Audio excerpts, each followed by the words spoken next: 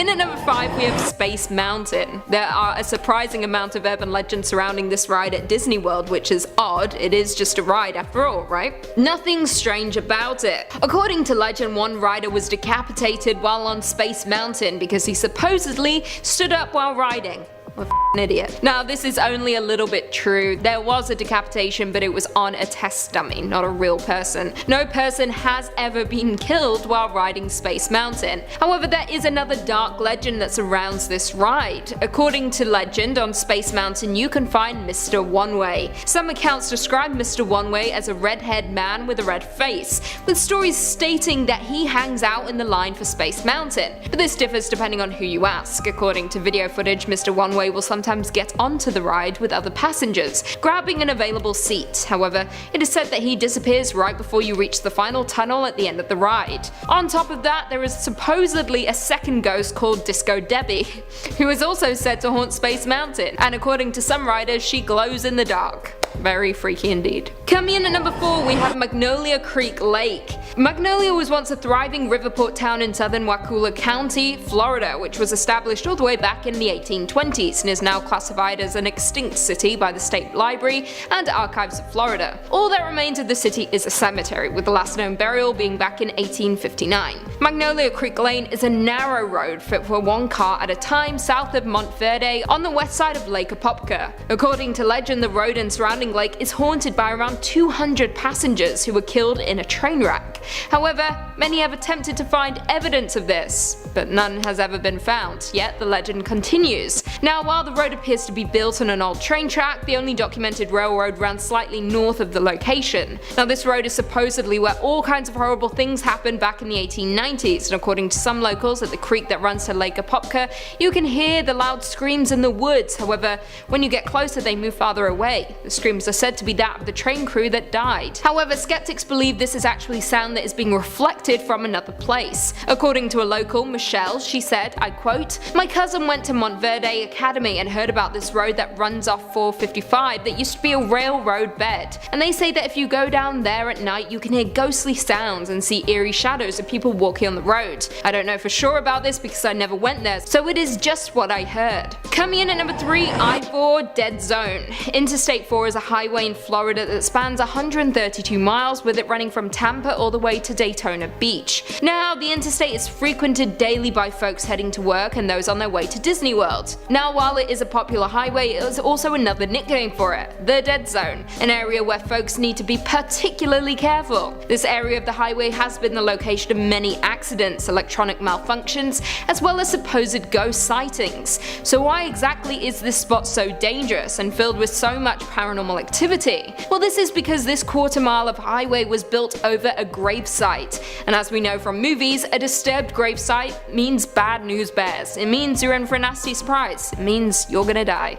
Don't believe it? Well, oddly enough, on the very first day the new interstate was opened, a tractor trailer carrying frozen goods lost control and crashed directly above the disturbed graves of people who had died from yellow fever. It is believed that around 1,500 to 2,000 accidents have occurred on the highway since 1963, which is a lot. And worse still, many of those accidents resulted in death, and between a 24-month period there were around 44 car accidents, resulting in approximately 65 people being injured. Some locals fear this area of the highway so much that they actually take a much longer route around it. On top of all of this, back in the 1950s, a young boy was said to have disturbed the graves, and the following night he was killed by a drunk driver, and to add insult to injury, the driver was never caught. And finally, coming in at number 1, Legend of the Skunk Ape. Also known as the Swamp Cabbage Man, Swamp Ape, Stink Ape, Florida Bigfoot, and Louisiana Bigfoot, this is a creature that is said to inhabit Florida and is named for its appearance and for its unpleasant odor that is said to accompany it. The ape has supposedly been a part of Florida folklore since the settler period,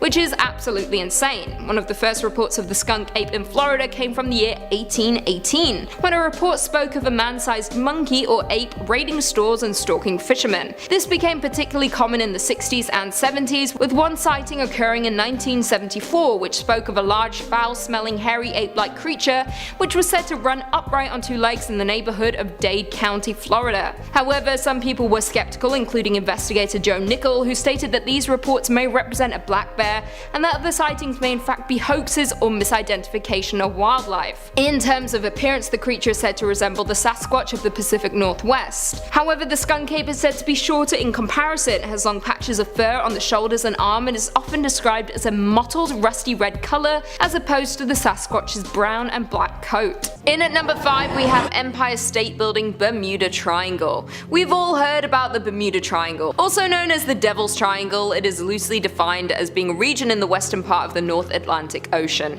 A number of aircraft and ships are said to have disappeared under mysterious circumstances. Since then, planes changed their flight path to avoid the triangle. Others avoid going anywhere near it altogether. But did you know New York has its own version of the Bermuda Triangle? It is located in Midtown, more specifically a large radius around the Empire State Building. Starting in 2008, drivers started to complain about the 5-block radius around the Empire State. Their cars would inexplicably die and refuse to start up again. It was almost every day, says Ronnie Yakubovich, manager of NYC Tire and Auto Care. He went on to explain that he would pick up the cars and tow them outside of the radius and they would suddenly start to work as normal. His best guess is that the radio signals from the broadcast beacon on the tower were disabling alarm systems in cars and preventing them from starting. But if that was so, why did this only start in 2008? The Empire State Building was opened in 1931, so why did this start so recently? I guess we'll never know what is causing the phenomenon. Maybe just avoid the area if you can. In at number 4, Super Rats of Hurricane Sandy.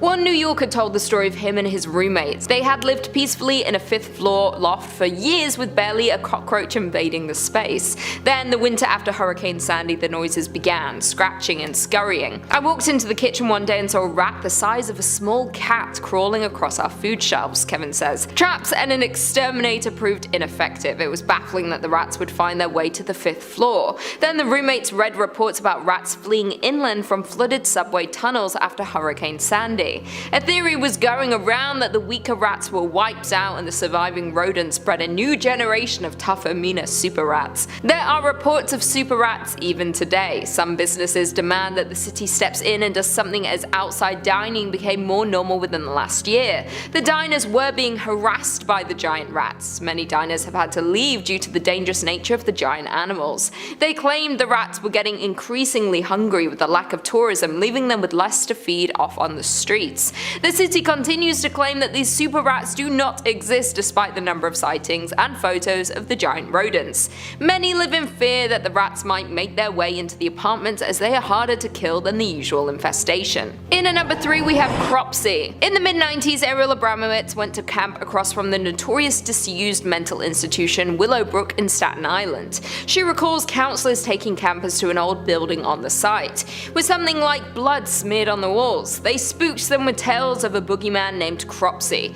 Allegedly, he was a respected community member. He has a family and a child who he loved. One summer, he sent his child to the local camp. His son was later confirmed to have died at the camp. This sent the man mad. He disappeared from his life. No one knew where he had gone, but before he left, he vowed to get revenge on the other kids and campers. He was later found and taken to a mental hospital. The next time we would hear of him, he was described as a homicidal madman, an escaped mental patient with a hook for a hand who hunted children and dragged them back to the tunnel system that lay under the abandoned ruins of the old Seaview Hospital, a former tuberculosis sanitarium. Soon the urban legend would be unmasked as Andre Rand. Rand worked as a janitor at the Willowbrook State School on Staten Island, a place whose name alone has the power to frighten adults and children alike. The institution, built as a respite for children with intellectual disabilities, was revealed to be a living hell in the 1970s, although authorities wouldn't close the school until 1987. Rand had a long rap sheet of crimes against children. In 1983, he went to jail again after kidnapping a bus full of kids from the local YMCA and driving them to an airport. And though there wasn't enough physical evidence to charge him, police already suspected him in the disappearances of at least 4 other Staten Islanders. To this day, none of the bodies have been found. Rand's story and that of Cropsey continues to fascinate and horrify tri-state residents to this day. Coming in at number 2 we have Haunted Dakota. The Dakota building set the standard for Upper West Side apartment living, built at a time when the upper classes were only just becoming familiar with the concept of living in an apartment. It was known for having famous artists as residents, and the board were very picky about who they allowed to live there. One of the most famous couples to live at the Dakota was John Lennon and his wife Yoko Ono. Years after John Lennon was shot dead in front of his Central Park West apartment building, the Dakota, his widow Yoko Ono saw his ghost sitting at his white piano. She claims he turned to her and said, "Don't be afraid, I'm still with you." When he was alive, Lennon himself claimed to have spotted a figure wandering the halls of the Dakota, whom he referred to as the Crying Lady Ghost. Other residents are said to have encountered the spectre of a little girl about 7 years old, smiling and laughing and greeting people in the hallways. The Dakota's original owner, Edward Clark, had an interest in the paranormal and would often host seances to communicate with the dead. The more you play with the paranormal, the more likely you are to experience paranormal activity in the future, says paranormal researcher. She believes that when people are murdered suddenly and violently, their spirits linger. In John Lennon's case, his life was cut short in his prime. He was only 40 years old.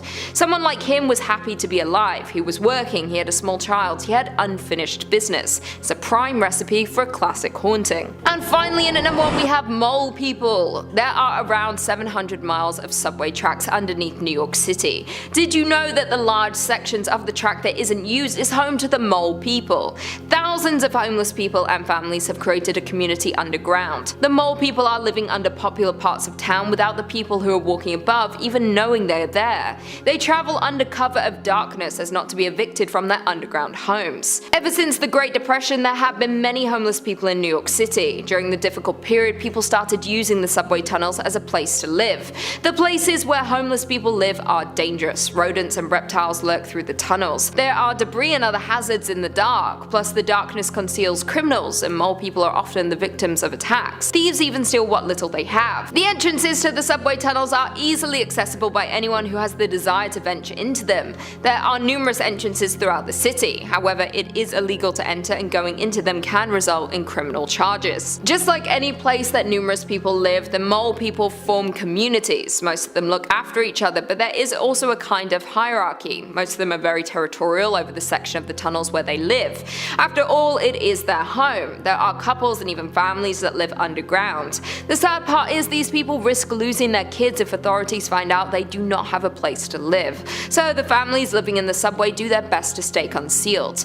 People are not the only ones living in the subway tunnels under New York City though. Many animals live beneath the streets. Some of the mole people even domesticate these animals and live with them. These animals keep them company in the very isolated and lonely place they call home. The mole people do anything they can to eat and obtain the things they need. It's difficult for them though. They have to wait until it's dark to emerge from their homes. If authorities see them, they risk getting in trouble. Throughout the years, the city has made efforts to clean sections of the subway tunnels. However, the task is so vast that many abandoned areas remain untouched, especially the parts of the system that are no longer in use. As the saying goes, out of sight, out of mind. Coming in at number 5, we have the Werewolf of Defiance. During the summer of 1972, the people of Defiance claimed they were being terrorized by a werewolf. On July 25, 1972, Ted Davis, a railroad worker, noticed something strange. He saw 2 hairy, huge paws on the ground in front of him. Confused and likely scared, he slowly raised his eyes and saw before him a creature at least 6 feet tall, hunched over and holding a large wooden board. Before Ted had a moment to react, he hit Ted on the shoulder and ran away. Just a few days after, Ted and his colleagues spotted the return of the unknown creature, and again in the next following day there was another report. A panic began to spur through the town and newspapers about the strange sightings. With all the sightings, it was agreed that the werewolf was large and humanoid. There were enough reports that the Defiance, Ohio Police Department had to open an investigation into werewolves in the area. It is even reported in the various newspapers in Ohio. Eventually, after days of looking with no result, the case was closed. Many people thought it was a prank, but during this experience, people were actually afraid that there were either a creature or some individual dressing up and attacking people. The sightings always happened at night, generally by the train tracks. A couple of women said it would try to get into their houses by rattling the doorknobs. The animal was said to be huge, hairy, and dressed in rags. In at number 4, we have Moonville Tunnel. Located in southern Ohio, these haunted tunnels were once used for multiple railroads. The abandoned coal mining town of Moonville Moonville near southeastern Ohio was founded in 1856. At its peak, the town was home to about 100 miners and their families. Little remains of the abandoned coal mining town of Moonville except for a few foundations, a nearby cemetery, and an old railroad tunnel. Due to deterioration, the majority of the tunnels were abandoned, with some filled in for safety reasons. Now only a few remain open, one of which is famously known for being haunted. The railroads were the only route to Moonville, but throughout the years many people have died near the tunnel and train tracks. This is due to the fact that the tunnels were so narrow it was not possible for pedestrians to walk alongside the tracks in the tunnel while a train was passing through, which resulted in numerous fatalities. It is said that the Moonville Tunnel is haunted by ghosts of locals who died from being struck by passing trains. Legend has it the ghost of a man who was killed instantly by a train passing through the tunnel wanders along the track bed near the old tunnel at night. One of the most famous deaths at the tunnel comes from a brakeman worker. Around 1859, a brakeman for the railway fell asleep, and sometime during the night he was awakened by the sound of his train leaving the depot. He arose, stumbling onto the train track and falling beneath the wheels of the train. The brakeman never recovered from his injuries, and the ghost of the man is said to be stumbling down the tracks within the tunnel with a lantern in hand, still trying to catch the train before it leaves Moonville Station. This is why most who claim to have sighted the ghost of Moonville Tunnel say that he carries a lantern and is sometimes seen as a hovering orb of light. In at number 3 we have Melon Heads. Melon Heads is the name given to the urban legend of human-like beings that live in the forests of Michigan, Connecticut, and Ohio. The Melon Heads were originally abandoned children that a scientist by the name of Dr. Crow decided to take care of at his facility in Kirtland, Ohio. While the children stayed at the facility, Dr. Crow performed experiments. What got them the name Melon Heads was when Dr. Crow injected chemicals into their brains, which caused their craniums to grow abnormally large. Because of the abnormal growth, they developed hydrocephalus, which caused them to become mentally ill. After years of neglect, the Melon Heads ended Dr. Crow's life and burned down his facility. After the death of the mad scientist Dr. Crow, the Melon Heads decided to inhabit the forests of Crybaby Bridge. To survive, the Melon Heads feast on any animals that they hunted down. Because of their paranoia of society, the Melon Heads ate anyone that spotted them. To keep the Melon Heads cult going, they've kept inbreeding, making the offspring even more raving and paranoid. Legend holds that the Melon Heads reside in Wisner Road in Kirtland and Chardon Township, with locals and bypassers reported seeing and hearing the Melon Heads as they lurk in the forest looking for their next victim. Local lore depicts them as a territorial and angry, responsible for attacks, kidnappings,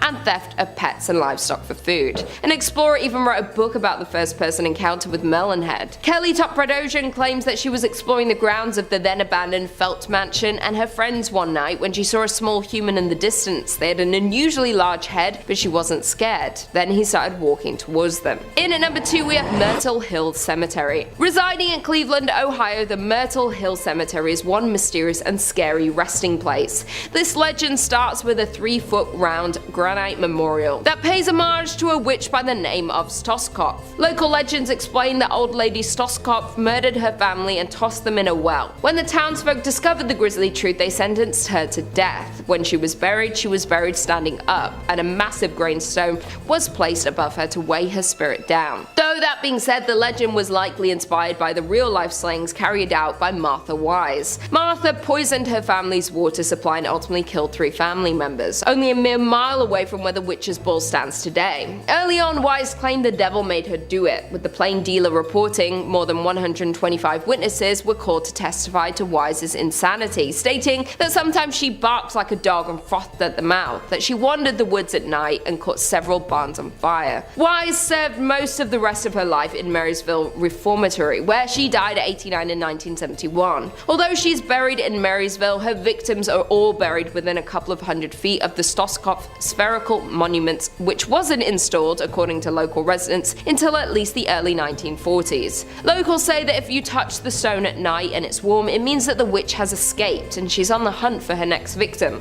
Many can't help but believe that the cemetery itself is haunted, and out of curiosity, many people visit the cemetery and trespass at night to try to interact with its residents' spirits. And finally, in at number 1 we have Rogue's Hollow. From the tales of a haunted mill and a Crybaby Bridge to a shaking graveyard and a headless horseman, Rogue's Hollow is known to be one of Ohio's most haunted areas. You can explore the park today, just be sure to stay away after dark, as that's when the ghosts come out to play. Ohio Rogue's Hollow was once a populated mining mining village, but very few remnants of the coal mining town remain now. The town was actually once a place notorious for outlaws and gangsters to hide out. Shootouts and robberies were common here, and these continued until the early 20th century. In spite of the town's crooked reality and a peculiar tale, creepy things continue to happen here. There have been multiple reports of sounds of a crying baby at night, shaking grounds at a graveyard, and ghost sightings that haunt the abandoned town. The abandoned mines around Rogues Hollow are full of ghosts of miners who perished there in cave-ins and accidents, with reports of tools being picked up by unseen hands in the black shafts chipping away at veins of coal. Though the entrance to the mine has been permanently blocked, and the walkway near the mine shafts are equally plagued by residents of the spirit world. One old legend that haunts the town is of the Chideston Mill ghost. The ghost was believed to belong to a mill worker who fell into the wheel and was crushed beneath the churning waves.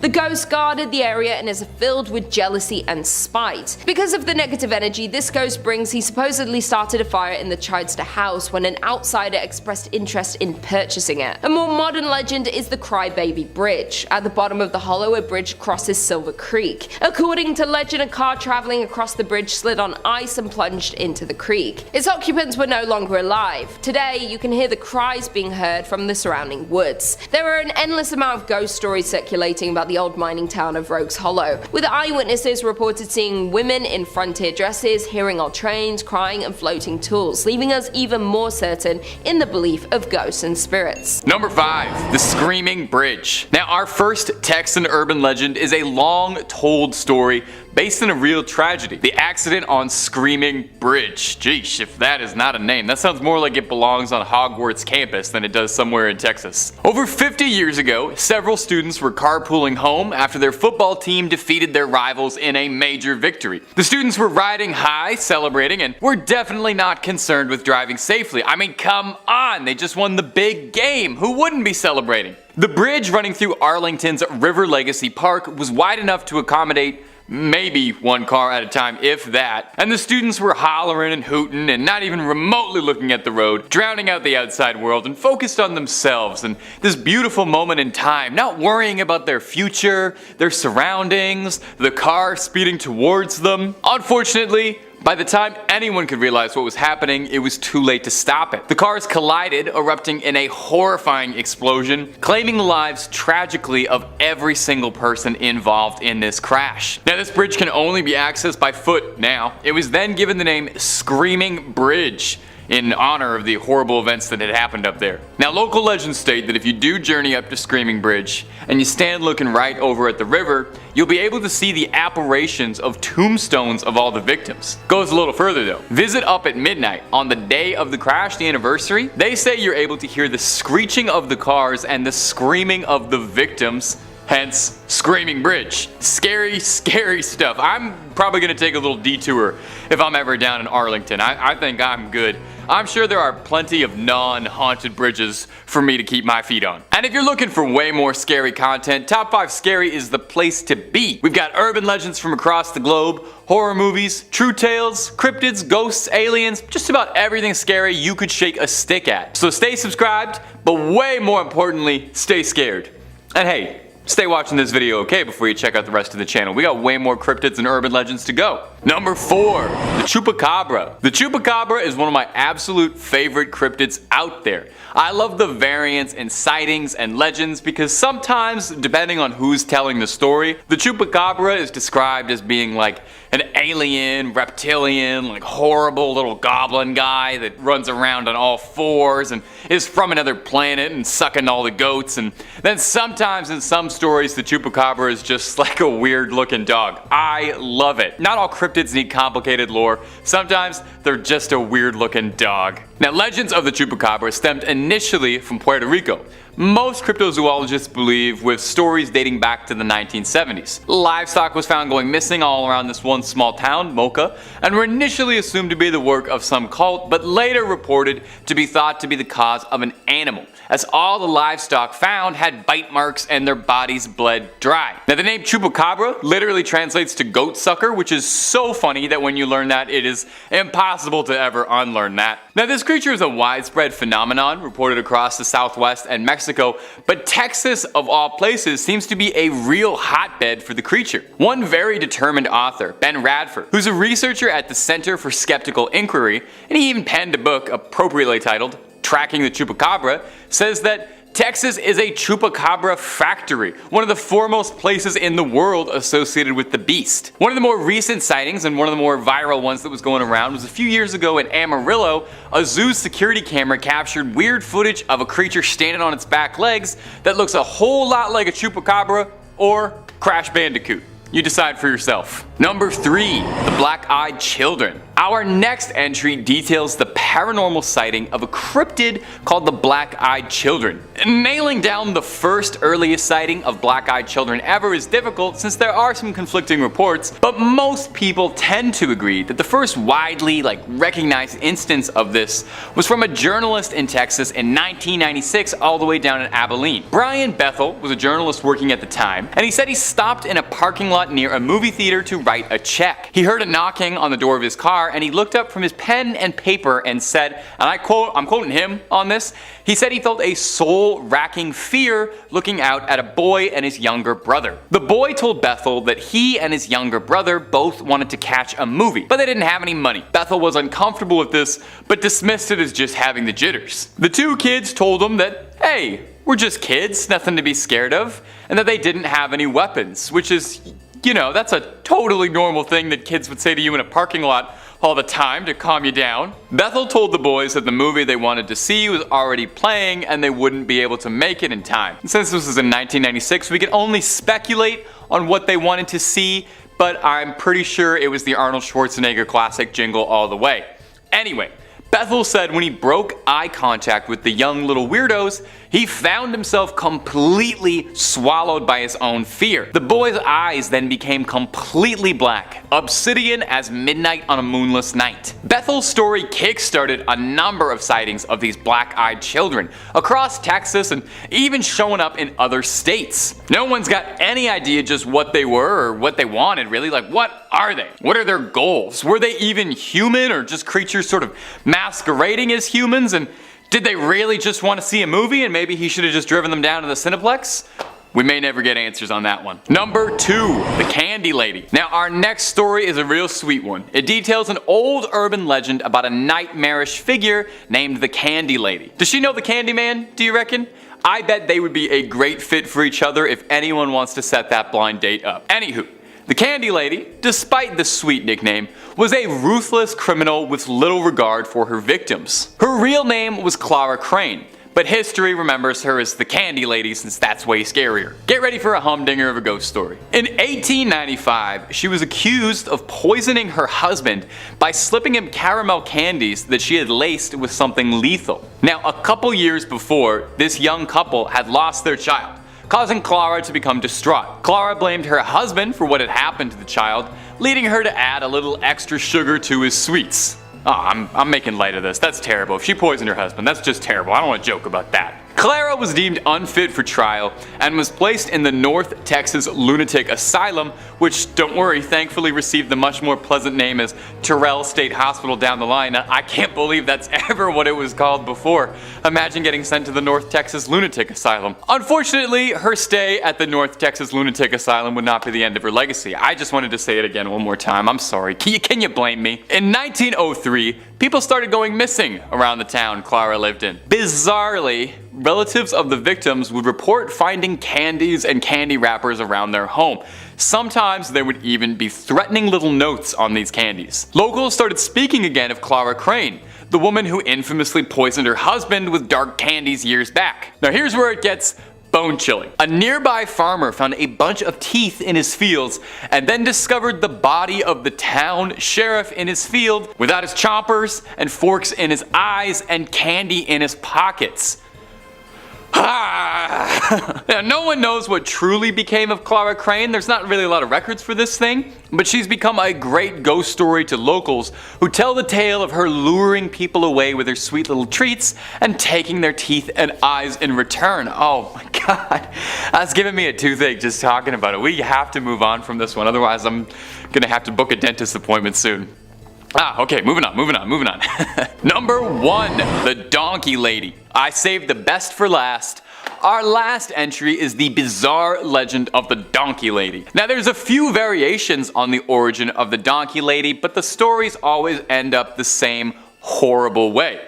And we'll get there in just a minute, but let's take it all the way back to the start. And to go back to the start, we gotta go sometime in the mid 1800s. The story goes that there was a family that lived near Elm Creek, way down in San Antonio. They had a modest farm property, a husband, a wife, and their children. One day, a $5 man from up north rode past their property and taunted the family for the donkey that they had. Not sure why you'd do that. He's clearly never seen a fistful of dollars. You never make fun of a man's mule. It's the fastest way to end up in a coffin. Anyway, the mule didn't take too kindly to being laughed at and bit the man over his taunting. This man was enraged and beat the donkey within an inch of its life, at which point the mother of the family came out and started to pelt rocks at this strange traveling donkey hater. The man couldn't just leave well enough alone, because as legend goes, later that night he brought a posse back to come burn down the farmhouse and blocked up all the exits to burn them inside. All over a donkey, allegedly. The farmhouse went up in flames. The only survivor, tragically, was the wife who initially had come to the donkey's defense.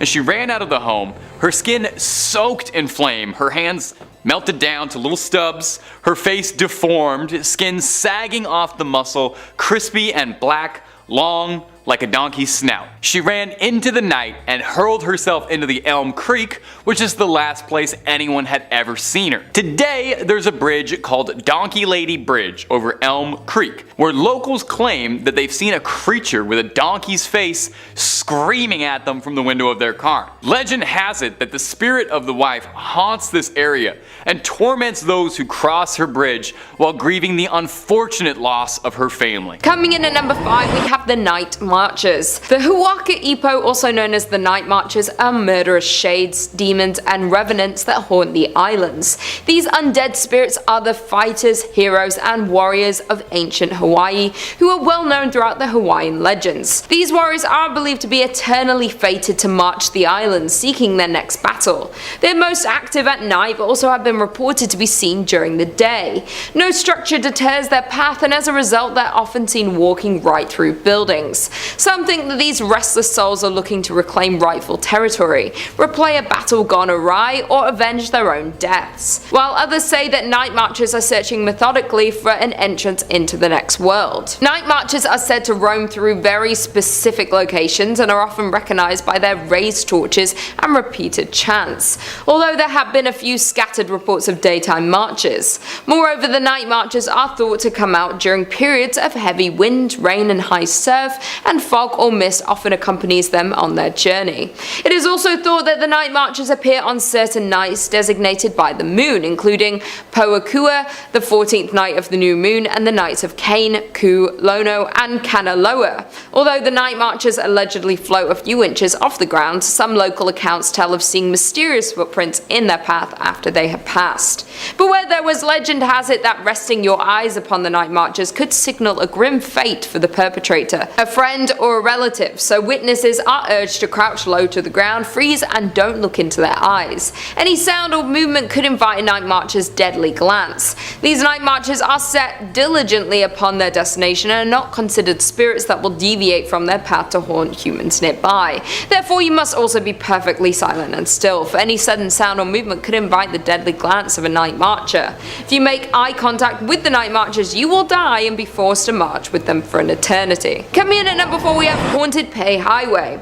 Pei Highway is known as a historic site and urban legend attached to it. The highway runs through the district of Nuuanu, a valley between the Koalau mountain range on leeward Oahu, and it was there that this decisive battle unfolded. Hundreds of warriors fought in the battle. Years later, during the initial development of what would eventually become the Pali Highway, more than 800 human remains were recovered. Some believe that the spirits of those warriors continue to haunt the area. Pali Highway is a staple of local urban legends, legends and a popular spot for paranormal activity. People report coming back with photos of orbs or white mist or stories of supernatural encounters. One of the most common stories associated with the highway warns people not to take pork over the Pali. This is because it is known that if you try to bring pork across, your car will stop at some point along the journey and an old woman with a dog will appear. To continue on your way, you must feed the pork to the dog. While another story about the area describes two large stones at the start of the Pali trail. These stones, according to the legends, were considered goddesses who took the form of these stone sentries to guard the Pali. Travelers would leave offerings in exchange for safe passage, and women would bury the umbilical cords of their newborns as protection from evil spirits. In at number 3 we have the Manyun. According to Hawaiian oral traditions, the Manyun were an ancient race of Polynesian people who inhabited the Hawaiian Islands before the first voyagers arrived. While there are no written accounts or skeletal remains of the Manyun, many Hawaiian legends reference them as mythical people of small stature and great strength. According to mythology, Manyun lived deep in the forests of Kauai and other Hawaiian islands. The Manyun are a mischievous group of small people who roamed the deep forest at night and are said to be about 2 feet tall, though some were as tiny as 6 inches, small enough to fit in the palm of a hand. They enjoy dancing, singing, and archery, and their favourite foods are bananas and fish. According to local legend, these small creatures are extremely industrious, master builders who are able to use their massive strength to accomplish great feats of construction and engineering in a matter of hours.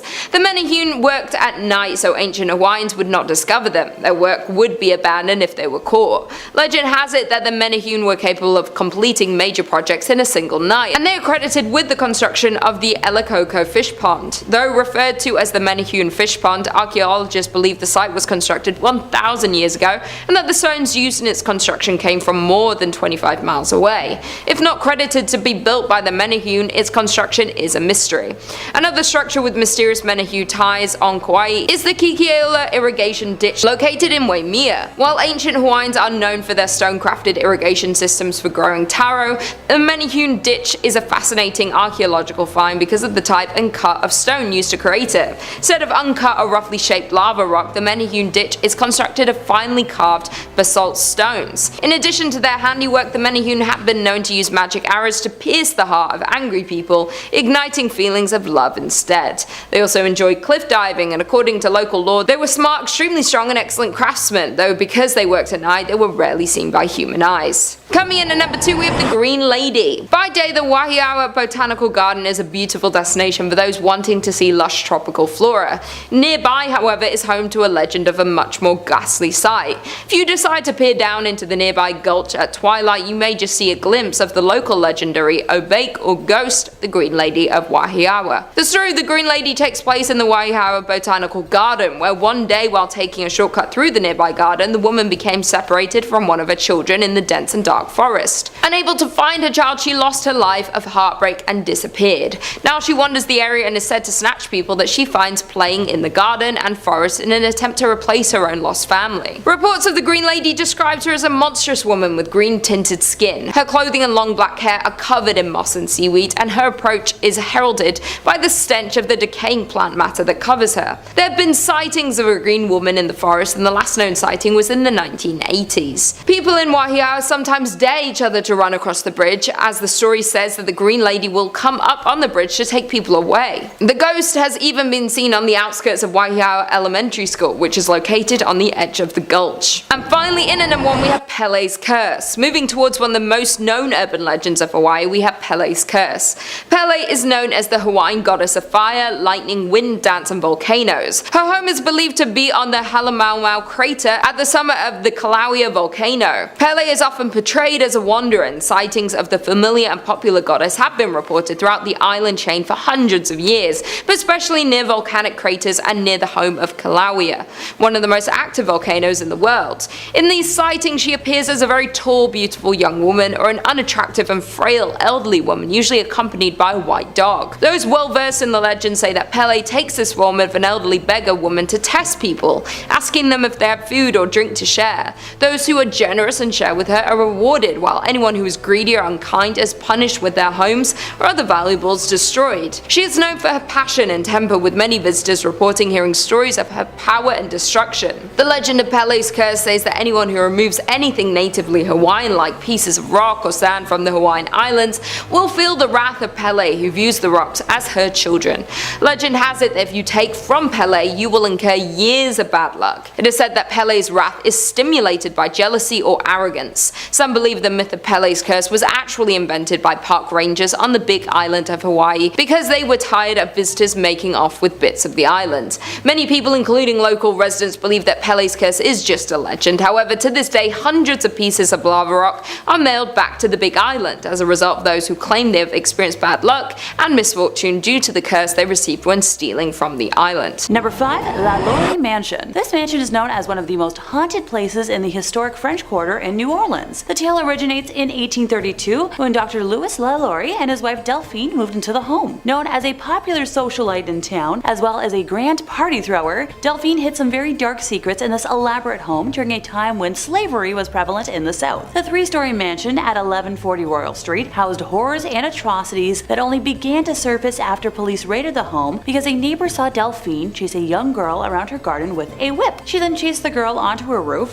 where the girl, jumped to her death. Thankfully, laws were in place in New Orleans during that time to punish her. However, somehow, through relatives, Delphine's slaves were returned to her. Delphine used to chain up her cook to the stove all day, only to unchain her for bed, and then would chain her back all day when she woke in the morning. It is said that a fire broke out in the home in 1834, supposedly by this cook who could no longer stand her fate, and when firefighters entered the damaged home, the rumors only became more true. Delphine had disappeared, never to be found again after an angry mob gathered. Gruesome tales have surfaced since this tragic event. For almost 200 years, there have been reports of paranormal activity coming from this house. It shouldn't surprise many that hauntings are attributed to the slaves that Madame Lalaurie kept on the property. There's a room in the mansion where slaves were often kept, and reports of moaning coming from that room are very common. Phantom footsteps echo throughout the house with regularity, and many people who have stood near the house have reported feeling as if they were taken over by negative energy. In 1894, a tenant who lived at the mansion when it was being used as an apartment complex was brutally killed in his room. Folks found his belongings ransacked as if someone had gone through them, leading the police to originally assume that he was a victim of a robbery, even though nothing of value was found missing. An interesting account regarding this deals with the police interviewing neighbors about his disappearance, when one of his friends claimed that he was having problems with sprites in his house. This friend wrote it off as his imagination running wild, but claimed that the victim had told him that there was a demon in the house and wasn't going to rest until he had met his end. Okay, mark this down as a spooky place you don't want to spend a night in. Number 4. The Tomb of Marie Lau. Known as the Voodoo Queen, Marie Lau was born on September 10th of 1794. She was born a free woman of color in the French Quarter of New Orleans and was a dedicated practitioner of voodoo, a practice that she passed down to her daughter named Marie Lau II. Following the reported death of her husband, Jacques Pari, she enters a domestic partnership with Christophe Dominique Duminy de Glapion, a nobleman of French descent, with whom she lived until his death in 1855, and together they had 7 children according to birth and baptismal records. Lau was a known healer, herbalist, entrepreneur, along with being a prominent female religious leader and community activist. In her role as a voodoo practitioner, customers often appealed to the priestess for help with family disputes, health, finances, and more. Lau performed her services in 3 main places: her home on St. Anne Street, within Go Square, and at Lake Pontchartrain. She was the 3rd female leader of voodoo in New Orleans, and passed away on June 15th of 1881 at the age of 79. Though even days after her death, many say they could still see her roaming the streets, and her grave today still resides in New Orleans at the St. Louis Cemetery. Locals say that if you place a rose on her grave at midnight on her birthday, that you can levitate above the historic gravesite. Number 3. Rugaru. The Rugaru legend has been spread for many generations, either directly from French settlers to Louisiana, or via the French-Canadian immigrants centuries ago. Rugaru represents a variant pronunciation and spelling of the original French loup-garou, which is the version I heard about when I was younger at summer camp. According to Barry Jean Ancelet, an academic expert on Cajun folklore and professor at the University of Louisiana at Lafayette in America, the tale of Rugaru is a common legend across French Louisiana. Both words are used interchangeably in southern Louisiana. Some folks call the monster Rugaru, while others refer to it as the loup-garou. So just so I personally don't get confused today, I'll stick with Rugaru when referring to this legend. In the Cajun legends, the creature is said to prowl the swamps around Acadiana and Greater New Orleans, specifically the sugarcane fields and woodlands of the region. The Rugaru is most often described as a creature with a human body and the head of a wolf or a dog. similar to most werewolf legends. Often the storytelling has been used to inspire fear and obedience. One such example is stories that have been told by elders to persuade Cajun younglings to behave. According to another variation, the beast will hunt down and kill Catholics who do not follow the rules of Lent. This coincides with French Catholic Rugaru stories, according to which the method for turning into a werewolf is to break Lent 7 years in a row. For what it's worth, I've been ignoring Lent for much longer, and I'm not a werewolf. I'm closer to being part vampire, but not part wolf. Long story. A part of the legend says that the Rugaru is under the spell for 101 days, and after that time, the curse is transferred from person to person when the Rugaru draws another human's life source. During that day, the creature returns to human form, and although acting sickly, the human refrains from telling others of the situation for fear of being killed. Other stories range from the Rugaru as a rabbit to the Rugaru being derived from witchcraft. In the latter claim, only a witch can make a Rugaru, either by turning into a wolf herself or by cursing others with lycanthropy. Make of that what you will. Number 2, the Grunch. The Grunch is described to be an elaborate cross between the canid and reptilian chupacabras. New Orleans residents have so named the creature the Grunch after the old dirt road that leads to a dead end in the woods that it likes to frequent. But sightings and tales, unlike its cousins, seem to go back farther in Louisiana history than in other areas of the world, dating back to the Crescent City's early roots. This southern cryptid has been called the Vampire of Farborough-Marigny and Bywater area, dating back to the early 1800s. Vampire, eh?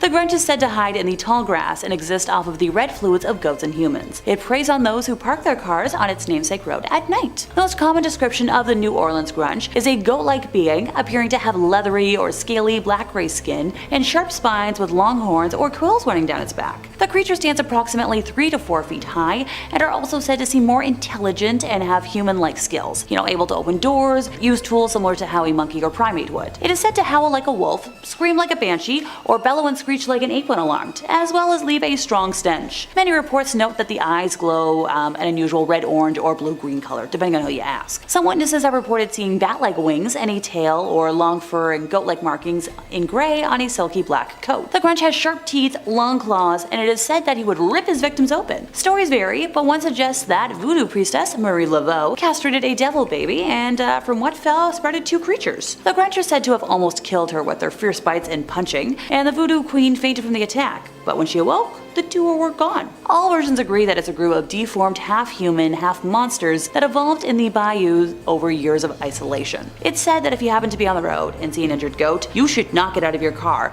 as the Grunch uses the creatures to lure unsuspecting victims out to drain them of their scarlet elixir. Recently, a Harvey, Louisiana lady said she saw one eating one of her neighbor's dogs. Sanitation workers tell of seeing them raid the garbage cans or chase the garbage trucks along the New Orleans East Hines Boulevard and Grunch Road area.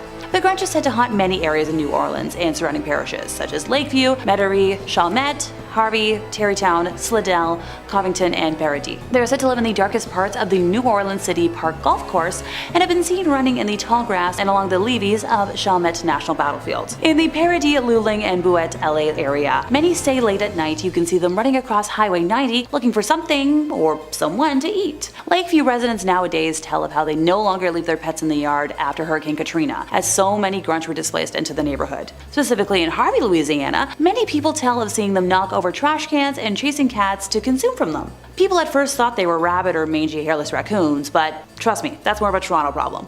Number 1, the Honey Island Swamp Monster. So the Honey Island Swamp Monster, also known as the Louisiana Wookiee, is a humanoid cryptid that is reported to have been seen in and around, Honey Island Swamp, Louisiana since 1963. It was first reported when 2 hunters spotted this creature, prowling the swamps, and its tracks indicated that it had 3-toed webbed feet. They said it was standing over 7.5 feet tall and weighed somewhere between 400 to 500 pounds or more. It's also believed to be covered in a thick coat of matted gray or brown hair and swampweed. Apparently its yellow eyes are seemingly reptilian, and the smell it emits has been called the stench of death. Now, it is possible that a Bigfoot evolved webbed feet to better suited swamp environment, which is a theory that I personally believe, but some folks are adamant that it's some sort of government experiment gone weird. Which, it's likely. Who knows what the government's hiding these days? The original 1963 spotting took place when Harlan Ford and his friend Billy Mills were searching for an abandoned cabin, spotted by Ford in a plane, deep in the Honey Island Swamp, giving this cryptid its name. Their friends reached a clearing where they spotted the creature,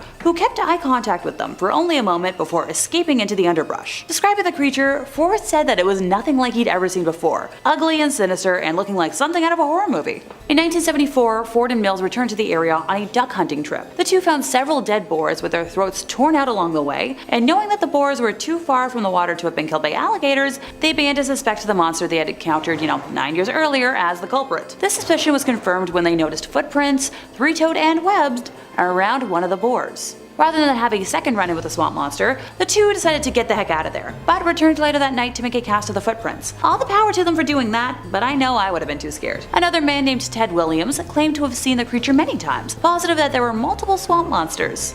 And that's not scary enough. One day, Ted took his boat out in the swamp to set, trout lines and was never seen again. This primitive creature has long been blamed for the death of livestock and the mysterious disappearances of younglings in adjacent areas. Popular lore in the region is that the Honey Island swamp monster might be the horrifying product of a union between a chimpanzee and an alligator. And in the darkly primordial swamplands that must look, pretty much the same now as they did thousands of years ago, the existence of almost any creature seems possible. One of the strangest legends, though, surrounding this monster revolves around a train wreck, which allegedly occurred near the Pearl River in the early part of the 20th century. According to this legend, the train was full of exotic animals from a traveling circus, which fled into the swamps after the train derailed. While most of the creatures would soon perish in the swampland, the legend goes on to claim that a troop of chimpanzees managed to survive, and even went as far as to interbreed with alligators.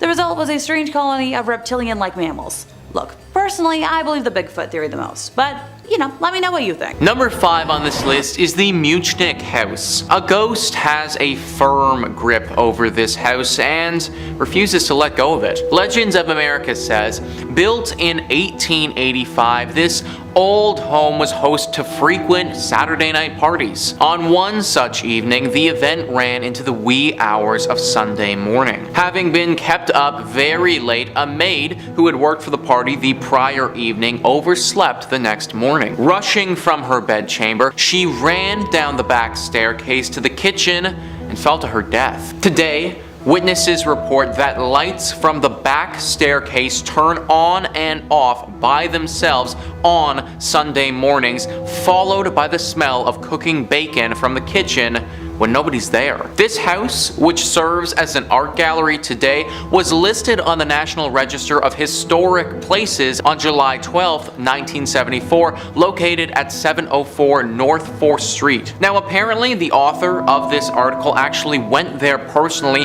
and they had an interaction with this ghost in person. They say, "My husband and I took a guided tour of the Muchnick House 2 years ago and I had quite an interesting experience. The nice lady who gave us the tour gave us all the history of the house when I happened to glance up to the top of the stairs and saw a young woman, maybe early 20s, peering over the edge of the banister. She seemed to be regarding us with wary curiosity as if to say, 'What are you doing here?' When we went upstairs to tour the rest of the house, no one was up there. It wasn't until we took the haunted trolley tour that I learned about the young woman who supposedly died there, falling down the stairs." I'm surprised that that ghost just looked at them and didn't try to do anything else, to be honest. The ghost could have easily attacked them had she wanted to, but chose not to in that moment, which was much to the benefit of this couple. This house and its urban legend has made it so that no one actually lives here anymore except for the ghost. It's now just a spot for tourists to pop into and take a quick peek, which in all honesty is probably just pissing the ghost off even more if you think about it. Either way, I know that this couple managed to get out unscathed, but I still don't think that going to this place is the best choice.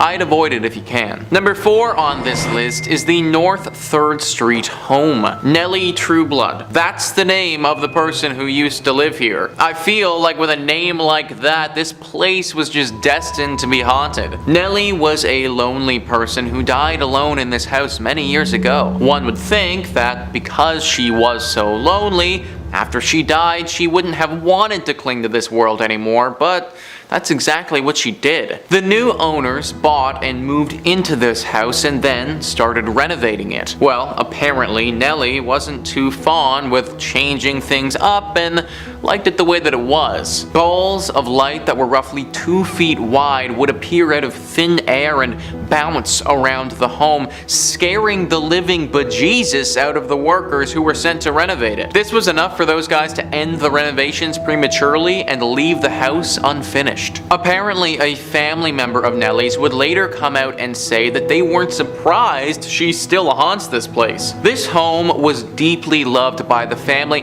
and it would make sense that she would want to keep it the way that it is. The family member assured people that she wouldn't hurt anyone, but after seeing the orbs, no one was buying into it. This home was officially listed as unlivable thanks to Nellie and her ghostly presence. Stay away from this place if you don't want Nellie and her orbs to come after you. Number 3 on this list is Theater Atcheson. The people of Kansas are gonna need to be looking to find their live performances elsewhere if they don't want to get haunted. Legends of America says, built in 1913 as the first Church of Christ, the building was modeled after the architectural lines of its mother church in Boston. In 1973, the Presbyterian Church bought the building, and 10 years later, they created a community theater organization. Today, the building is known as the Presbyterian Community Center and is home to Theater Atcheson. Allegedly, it is also home to an unearthly spirit. Guests often describe feeling an unknown presence with them while visiting the theater, while others working in the building describe odd noises that are often heard that have no apparent earthly cause. The word unearthly makes me pause for a second there. That makes me think that we might not even be dealing with a standard ghost or spirit here, but something far worse. Some type of underworld creature that is coming to harvest people's souls. Or something similar, but from a completely different planet. Now, why an alien would decide to conduct its devilish acts inside a Kansas theater is beyond me, but I guess I'm not from another planet, so I wouldn't know. This is more than just the Shakespearean Macbeth curse, folks. This is evil and dangerous, and it's not something that you want to mess with. Number 2 on this list is the Gargoyle Home. I think gargoyles are pretty dope, honestly. They're really cool and super fun to look at. Maybe just not on my home though. Legends of America says, more often referred to as the Wagner House,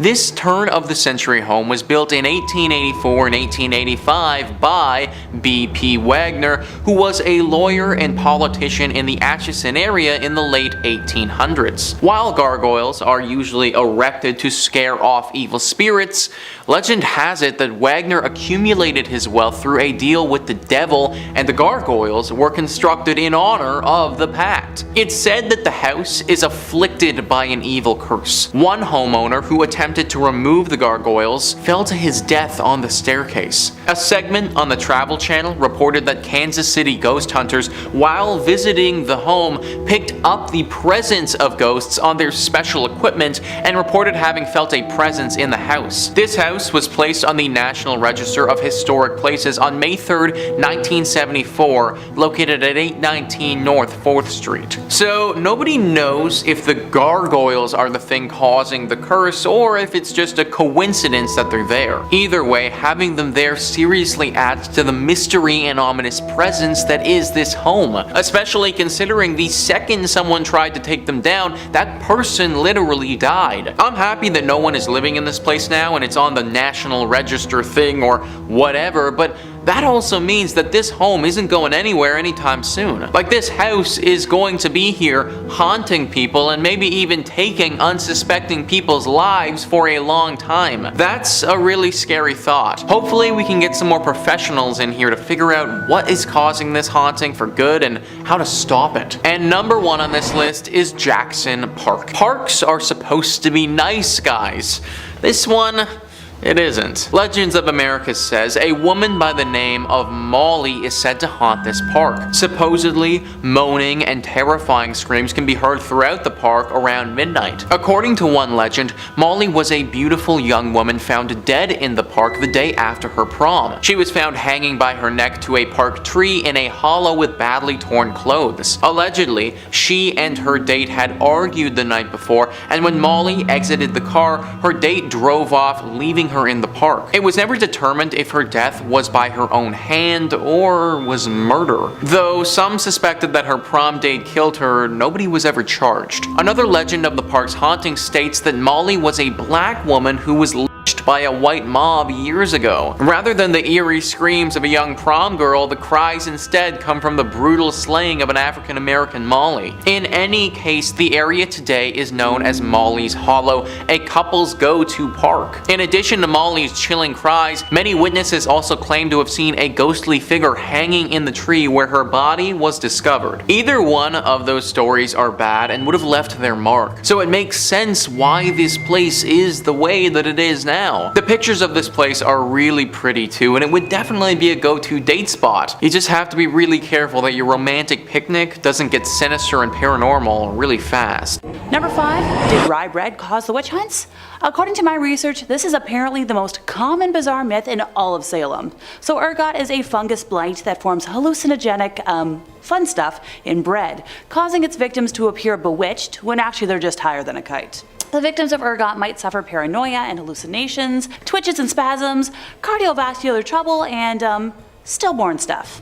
This particular fungus thrives in a cold winter followed by a wet spring and seriously weakens the immune system. Human poisoning due to the consumption of rye bread made from ergot-infected grain was actually pretty common in Europe back in the Dark Ages. The first mention of a plague of gangrenous ergotism in Europe comes from Germany back in 857, and following this, France and Scandinavia experienced similar outbreaks. England is notably absent from the historical regions affected by ergotism since its main source of food was wheat, which is resistant to ergot fungi. Back in 944, a massive outbreak of ergotism caused 40,000 deaths in the regions of Aquitaine, Limousin, Périgord, and Angoumois in France. The theory of ergot poisoning is that it grew on the rye that the colonists of Salem used to make their bread. The ergot would have had that LSD-like effect that caused the inhabitants to see and hear things that weren't there, thus causing the bizarre hallucinations, which caused over 250 people to be accused of witchcraft. The origins of this legend started in 1976 when Linda R. Caporial wrote a paper entitled Ergotism, the Satan Loosed in Salem? It was publicly dismissed by Stephen Nissenbaum, a historian and co-author of Salem Possessed, and over the years dozens of experts have weighed in and found the basis for this theory lacking in anything resembling convincing. For starters, at the time the custom was for all bread to be served toasted, as Puritans generally believed that untoasted bread caused stomach problems, which would have helped to kill off any ergot that survived baking. Also, one of the most common side effects besides hallucinations was gangrene and necrotism of the extremities. If this was happening during a time when every single instance of perceived witchcraft was being documented, and dozens of people were so affected by this, ergot poisoning that they were having hallucinations, someone would have documented that, the other symptoms were happening as well. And to my knowledge, the other symptoms weren't as common. Number 4, the ghost of Sheriff George Corwin. So while I've done my best to try and leave the witches themselves off of today's list, since I did promise y'all legends that weren't the trials, you might have picked up by now that most of the legends revolve around the history of the trials in one way or another. There's no escaping it, so make sure you're still buckled up and enjoy. Sheriff Corwin was the most infamous and brutal when it came to interrogating and handling accused witches back in the day, earning himself a nickname for his heinous methods of torment. Oh, you want to know what the nickname was? Well, sadly, I'm not allowed to say it thanks to interweb rules, but it involved hands around necks and lack of air. A building called the Joshua Ward House now stands on top of the land where George lived and died, and many people say that they've seen him in the windows or even felt his hands pressing down around their necks when they're inside the space. In terms of lineage, he was the nephew of witchcraft trials judge and witch house owner Jonathan Corwin. He's most famously known for the case of Giles Corey, who endured peine forte et dure, or a pressing of stones upon his chest for 3 days, while Sheriff Corwin repeatedly asked him to enter an official plea before his God and country, which Corey had refused to do so in court. According to the legend, George was so sadistic and enjoyed tormenting folks so much that he had a secret dungeon below his home, where he could carry out his fiendish desires whenever he wished. Now that we have the legend part of this out of the way, time to consult the history books for the factual side of things. The actual cases of George tormenting the accused are documented, but are far fewer than have actually been attributed to him. In the case of Giles Corey, who had pleaded innocent but refused to use the official phrasing, likely to delay proceedings and cause trouble for the court and judges that he was furious with, his punishment was technically illegal by the original Massachusetts law. The Body of Liberties Act of 1641 forbade extreme harm, and while the Body of Liberties was officially replaced by the Provincial Charter in 16 1691, aka the year the witchcraft hysteria began, it was still very much upheld in spirit during this time, and George performing these acts was not seen as appropriate. It may have even led to Governor Phipps, paying more attention to the trials and to disband the court of Oyer and Terminer that he himself had set up. Also, if he had actually had his own personal dungeon for illegal bad things, there would have had to have been multiple cover-ups, and there isn't really proof of that during a time when everything was documented. At the end of the day, there isn't proof he did, or didn't, so let me know in the comments where you stand on this. Number 3, tunnels under the graveyard. Honest to goodness, the moment I heard about this as a possibility, my modern brain started to think about all the ways this could be convenient today. Also, being a Disney girl, my brain did jump to the Utilidor system that runs under Disney World. Ooh, and the Toronto Path. Granted, I never really use it unless my dad's visiting and we're walking around downtown, or if I'm trying to get to Union Station after a convention downtown. Pardon me, I know, off topic. So this legend claims that underneath the old Burying Point Cemetery is a series of tunnels that used to be connected to the Salem Harbor. Used for smuggling or simply unloading ships, these tunnels would flood with the high tide. When digging graves, workers would simply open up shafts to these tunnels, and as the priest would ask the mourners to look up to the heavens, they would unceremoniously dump the bodies down these shafts to be washed out to sea. It sounds a smidge morbid, and hard to believe, but that's the joy of legends. But here's the thing, it actually has the tiniest glimmer of truth, the tiniest, most minuscule flicker. Smaller than Tinkerbell. Originally, the Salem Harbor did come close to what is currently the cemetery, until sections of the city were filled in, and there are some tunnels underneath Salem. However, the rest is such complete and utter ridiculousness that historians are adamant it isn't true. But there's only one way to find out. Who wants to go on a road trip to Salem with me to go tunnel hunting? My car has room for plenty of people, trust me. Number 2, the bodies under the witch house. So remember when I mentioned Jonathan Corwin just a few moments ago? Yeah, that's about to come into play again. So when the Corwin house, aka Jonathan's house, was moved back in the 1940s to accommodate the widening of the street, underneath the original hearth were several bones. These were thought to be hidden bodies, and the town was in an uproar over the hidden corpses in the basement of the witch house. And if we're going off of information based on the legend, it would make sense with the whole secret dungeon of George's. This legend actually has the most historical fact behind it, as there was indeed a newspaper article about bones found under the witch house, along with a shocking headline and gruesome photo to accompany it. Sadly, or well, I guess not sadly for humans, just sadly for the purpose of sensationalism, the reality behind that headline is a little more mundane. It was common at the time of building said house, around the 1640s, to bury meat or bones underneath the cooking hearth in order to promote plentiful food for its inhabitants. Even if this wasn't the case, since I know we all like to poke holes into thin theories, the odds of charred bones from various meals over the past 300 years finding their way into the ashes and under added bricks isn't really unlikely. And regardless of their origin, the bones discovered were decidedly not human. Apparently a whole boatload of tests were done. So sadly, unlike the Disney urban legend where we found out that there really are human boats on the Pirates of the Caribbean ride, this one might be bunk. As a side note to this entry, there are no official cases of witchcraft trial victims being brought to the Corwin house for examination. While Corwin may have heard original accusations in his parlor, the odds of him being willing to bring an accused witch into his home, with his family and descendants, are astronomically against it. Dang it all though, I like when my theories are right. Number 1, the Seven Gables Secret Stairs. The House of the Seven Gables, which is also known as the Turner House or Turner Ingersoll Mansion, is a 1668 colonial mansion in Salem, Massachusetts, named for its gables. It was made famous by Nathaniel Hawthorne's 1851 novel, The House of the Seven Gables, and is now a non-profit museum. The earliest section of the House of the Seven Gables was built in 1668 for Captain John Turner and remained in his family for 3 generations, descending from John Turner II to John Turner III.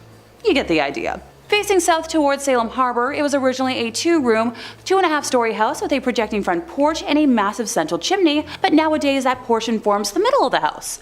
4 windows of the original ground room floor, which became a dining room, remain in the house's side wall, and a few years after the original build, a kitchen lean-to and a new north kitchen L to the rear of the house were added. By 1676, Captain Turner had added a spacious front extension with its own chimney, containing a parlor on the ground floor with a large bedchamber above it.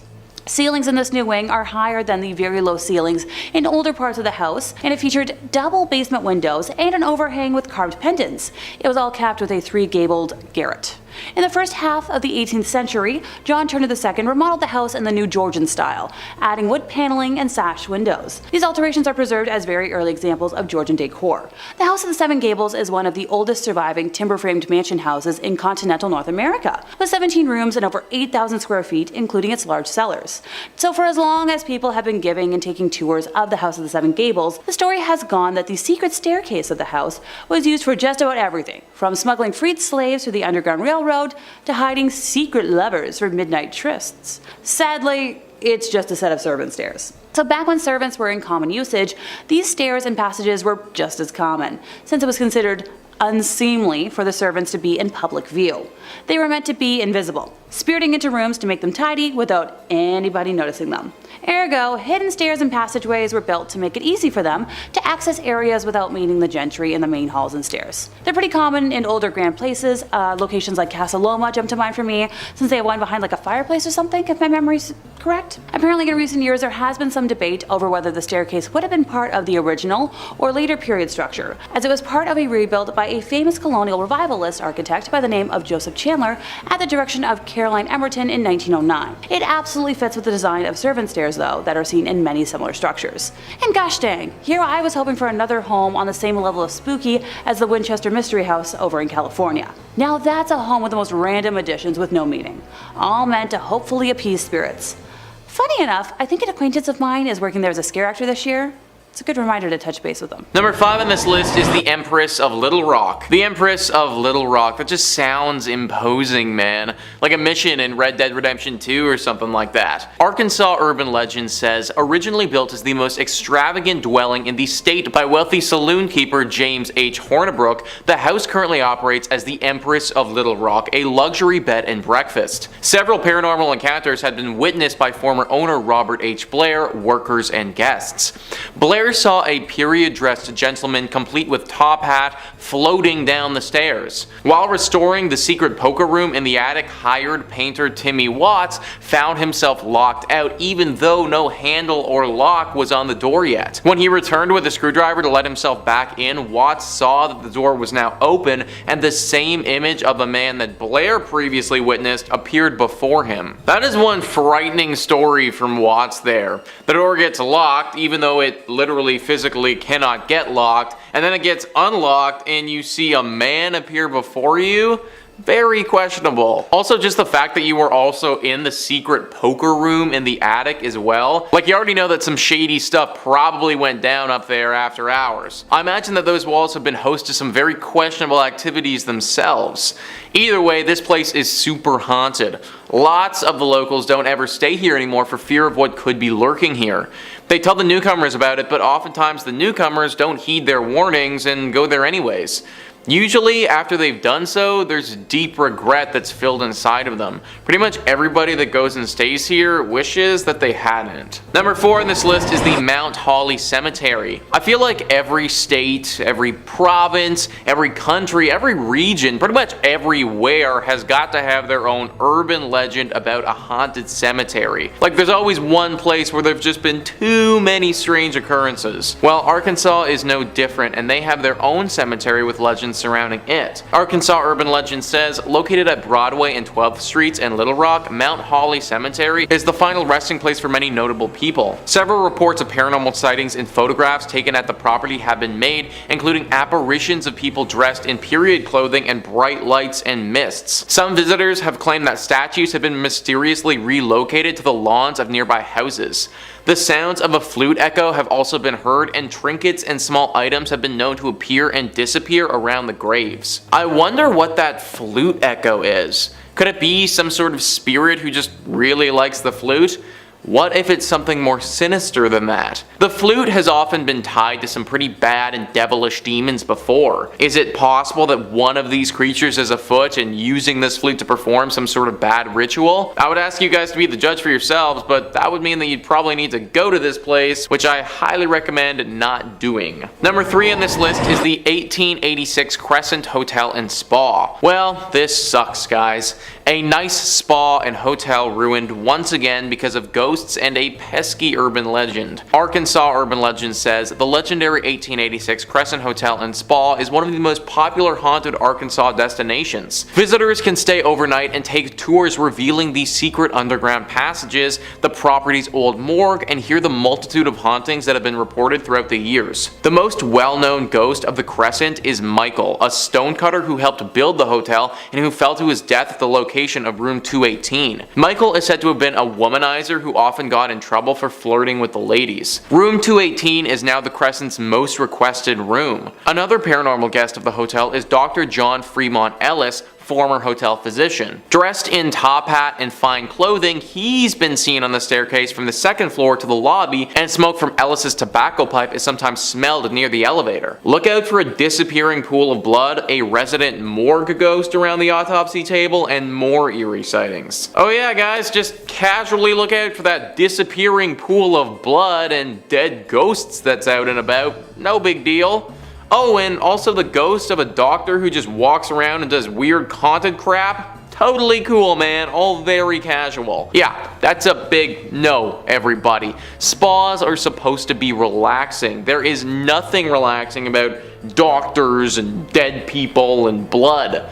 I'll get my massages elsewhere, thank you very much. Number 2 on this list is the Toltec Mounds. Once again, we have another creepy name that could be a Red Dead Redemption 2 mission. Arkansas Urban Legends says, known to some as the Stonehenge of Arkansas, the mounds and earthen embankments present at Toltec Mounds Archaeological State Park are remnants of the Plume Bayou culture, not the Mexican Toltec or Aztec tribes as the name suggests. The Plume Bayou people built 18 mounds to serve as a ceremonial, religious, governmental, and social complex, with at least one serving as a burial mound. Archaeological digs at the site have uncovered items that cannot be traced to other Native American cultures, and also have suggested that the Plume Bayou people simply disappeared with no trace of where they went or why they left. Visitors to the present-day park have claimed to see lights, orbs, and even ghostly apparitions of ancient people. At night, footsteps have been heard around the existing mound site. I have no idea what those orbs are or who they're coming from, but I don't want any part of it, folks.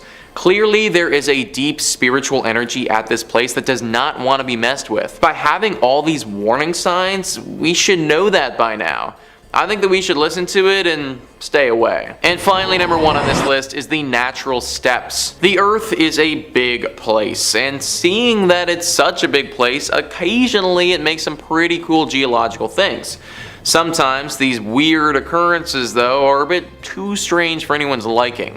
Arkansas Urban Legends says, a unique geological formation along the banks of the Arkansas River, Natural Steps is a small town with an unsettling history of buildings, structures, and people disappearing. Days after a local couple's wedding atop the Natural Steps, the groom perished from a sudden and mysterious illness. Overwhelmed with grief, the widow disappeared after the funeral, many believe by committing suicide by jumping off the Natural Steps. Residents and visitors alike have since reported seeing a woman in white strolling within the town. During the Civil War, Confederate forces are believed to have sunk their own gunboat containing vast sums of gold in order to keep Union troops at bay. 3 Confederate soldiers died during the explosion, and their graves can be found in the town cemetery. Legend has it, on moonlit nights, the ghosts of the 3 soldiers march in a single file line to the Arkansas River to uncover their hidden treasure. So we have multiple things going on at these steps / town / urban legend hell spot. We have a groom who has apparently taken their own life.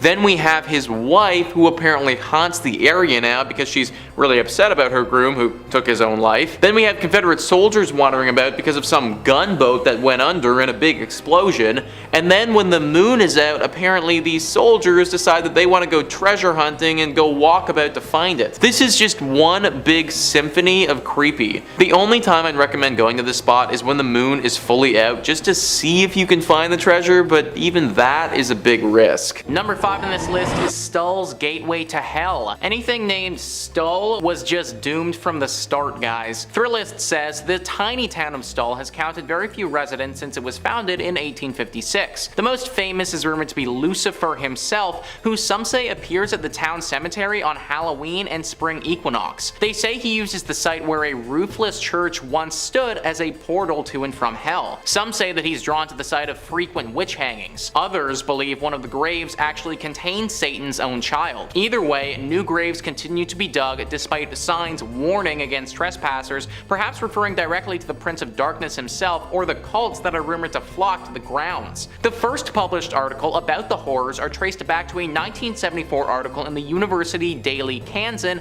though whispers about evil have persisted since 1900 or so. In 1998, the hanging tree was torn down to stop people from visiting. It hasn't lessened the need for a small town to bolster an annual police presence to deter visitors looking for a glimpse of the devil himself. So we have witch hangings here, we have cults that flock here, and then we also have the worst thing of all, the literal devil potentially calling this place home. How could somebody decide to name a town Stull? That is way too close to the word skull and is just destined for failure. People have been smart enough not to live here all that much, and as Thrillist has said, the residents are few and far between, but it doesn't change the fact that this place is deeply haunted. If the devil truly does live here and there is a portal to hell, then there's no telling what other crazy things can happen here. Maybe there are few residents around because the devil has been taking them. I also think it's interesting that there are more police around this place. Why would there be a bunch of police around an area where there isn't that many people? Maybe the government knows something about this place that we don't. Maybe they're hiding something and don't want locals finding out. It's just a theory, but based on the rumors around this place, I could believe it. Number 4 on this list is the Devil's Chair. I am perfectly happy with my lazy boy and don't need to be sitting on any type of devil's chair anytime soon. Insider says the legend of the Devil's Chair goes like this. An old farmer in Alma refused to sell his land to the city in order to build a new cemetery. Someone got a little too tired of waiting for him to sell, so he was pushed into his own well. Eventually, somebody said that there was a terrible smell coming from the well, so the city sent someone to investigate. It was ruled that the well was empty and it was boarded up. Now, if you make your way to Alma, you can actually sit on the boarded up well, but legend says that people who have sat on the well have been known to mysteriously disappear. Where the heck did my dude go? He was down there in the well and then just poof, he was gone. Like, did his body go underwater and just couldn't be seen, or was there something more paranormal afoot? Well, whatever happened to the body, I guess it doesn't matter too much now because there is certainly something paranormal happening here today. If you sit on this chair, you will literally go missing. Yeah, maybe let's stop sitting on the haunted well that people have named the Devil's Chair. Maybe, I don't know, let's put a fence around it, or better yet, let's just destroy the damn thing. Number 3 on this list is Sawyer Castle. Sawyer Castle is currently haunted by the ghosts of 2 lovers who left this world far too soon. Ranker says, this haunted Kansas mansion has many gruesome tales attached to it, but certainly the most awful one involves the tragic suicides committed by a husband and wife during the Civil War. The owner of the house had gone to fight and instructed his wife to wait for the arrival of a particular ferry that he would be coming home on. When her husband did not return on that ferry, she assumed him dead and hung herself in the bell tower. However, he was in fact still alive, and upon his arriving home, he found his wife dead and killed himself out of misery. It's said that strange lights and noises emanate from the house's bell tower to this day. This story is very similar to that of a classic play, Romeo and Juliet. 2 lovers, held apart by something out of their control, take their own life in what is a clear miscommunication. Even though this was horrible, I suppose that they sort of got what they wanted. Now they're together forever, but just in ghost form.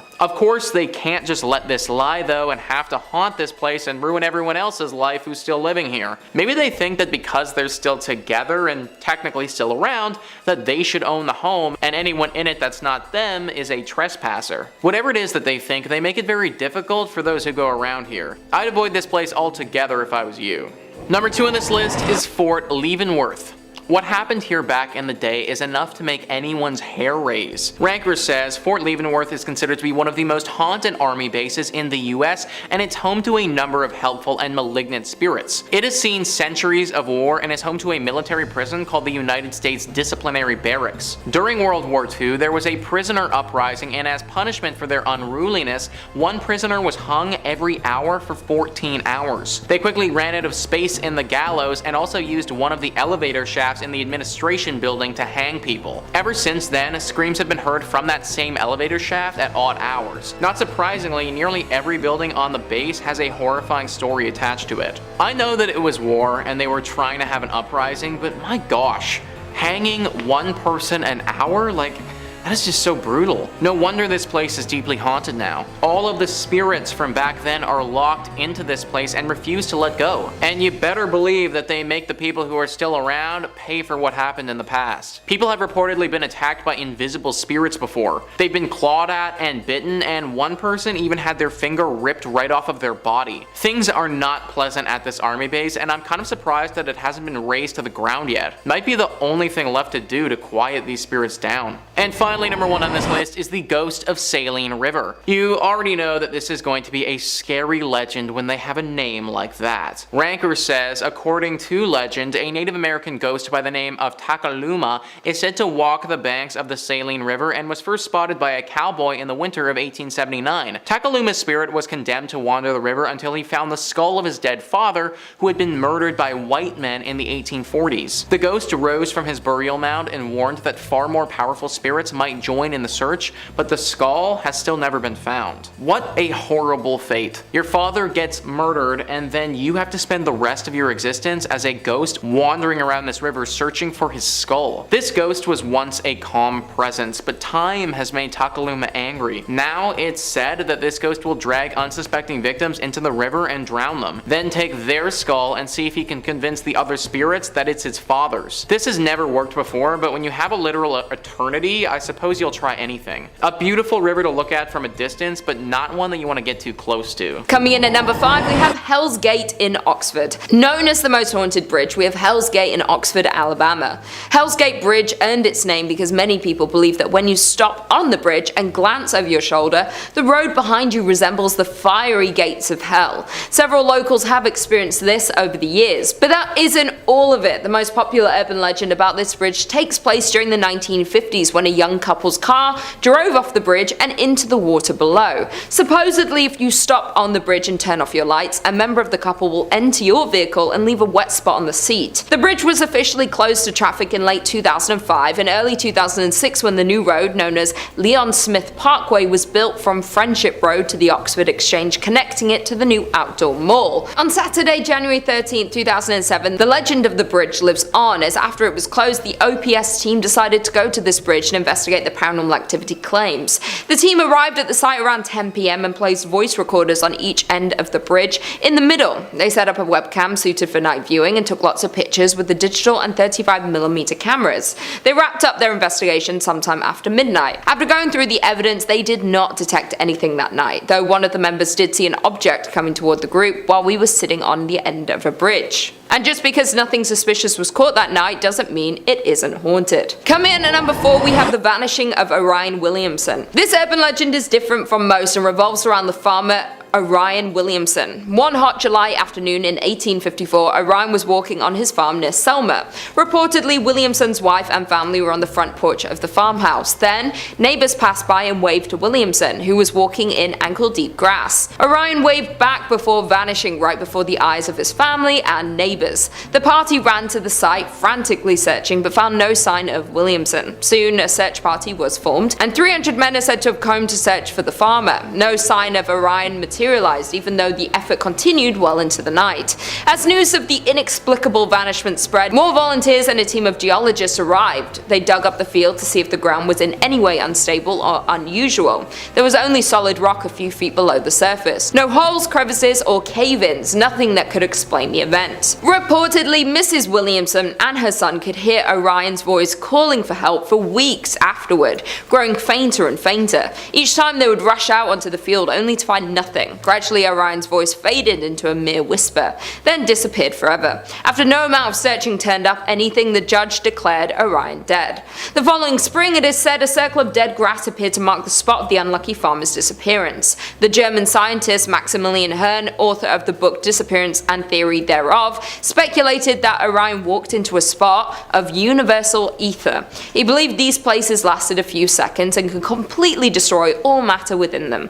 Another scientist theorized a magnetic field had disintegrated Orion's atomic structure and sent him into another dimension. In at number 3 we have the ghost of Sally Carter. The story of Sally Carter begins in the mansion of Cedarhurst in 1823 when Sally was visiting her sister. While she was visiting, she was struck by a quick and fatal illness and passed away on November 28, 1837, just 3 weeks short of her 16th birthday. Sally had loved the estate, and that is why some say you can still feel her presence there today. Reports of Sally's ghost go back to 1919 when a 17-year-old boy from Dothan, Alabama slept outside Sally's bedroom. That stormy night he had a dream that Sally visited him, asking him to prop up her tombstone. When he awoke the next morning, he explained the strange dream and told his family that he was going to Sally's grave. They laughed at him, but when he arrived, her stone had indeed fallen over in the storm. This popular local legend ends with the boy going back to his hometown of Dothan, never to return to Huntsville again. Sally's grave was in the family plot on the estate. She had so many visitors, there was a well-worn path from the road. She did unfortunately also have many teenagers vandalize her grave. That is why in December of 1982, Sally, her sister, and her sister's 3 children were relocated to an undisclosed location in the Maple Hill Cemetery. Her casket was relocated, but some claim that when her grave was excavated, the casket Sally was supposed to spend eternity in was empty, besides tombstones falling over and caskets being empty of mortal remains. Others have reported seeing sights of Sally walking the grounds of the estate she loved so much. A past guard at Cedarhurst heard Sally walking upstairs while working one night. After the woman's shift ended, she realized that she had lost some money while doing rounds. After searching the grounds, hearing footsteps following her and the unnerving flickering of her flashlight as if the batteries were ready to die, the guard gave up the money for lost. But once she returned to the guard shack, her flashlight flickered brightly, shining directly on the cash she had given up looking for. It was then she chose to thank Sally and claims to have heard a young woman's laugh in return. Someone who knew both the Thornton and Grace families who lived in the house had a friend who slept in Sally's room. When asked what it was like, the friend told him about doors opening and closing by themselves, covers getting snatched off the bed, and light switches being tripped. The girl thought it was all rather annoying, but after a while got used to it and ignored the strange things going on. In at number 2 we have Hugging Molly. This urban legend comprises of the witch of Hugging Molly, haunting the town of Abbeville, Alabama. Legend claims that a phantom woman would appear to children, but only at night. The witch would squeeze them tightly and then proceed to scream in their ears, though she never harmed them other than causing ringing in their ears. Molly had been described as a 7-foot figure, wearing dark clothes and a wide-brimmed hat. Jimmy Rain, an Abbeville local and lifelong resident, grew up hearing the legend of Hugging Molly. For him and his friends, she was more than just an urban legend, but a real ghost haunting the grounds of his town. One night, Jimmy and his good friend Tommy Murphy heard the story from Tommy's dad. His dad told them he knew Hugging Molly was real because she had sprung from the shadows and hugged him one night. They were convinced it had to be true. Who Molly is still up for debate, but many believe that she lost her own children and go after local children to make up for the lost time with her own child. Some say her ghost still walks the street of Abbeville late in the night, sweeping her black skirt as she goes. And finally, in at number 1 we have Slag of Sloss Furnace. From 1882 to 1971, Birmingham Sloss furnaces transformed coal and ore from surrounding acres into the hard steel that would pave the way for the Industrial Revolution. In the early 1900s, James Slaggs Wormwood was foreman of the graveyard shift, the period between sunset and sunrise, where he was in charge of a crew of nearly 150 workers. During the summer months, the temperatures throughout the plant would reach more than 120 degrees. Lack of sleep, the heat, and low visibility made working the furnace literally a living hell, and only the poorest of workers desperate for employment would work it. To impress his supervisors, James Slagg would make his workers take dangerous risks, forcing them to speed up production. During his reign, 47 workers lost their lives, 10 times more than any other shift in the history of the furnace.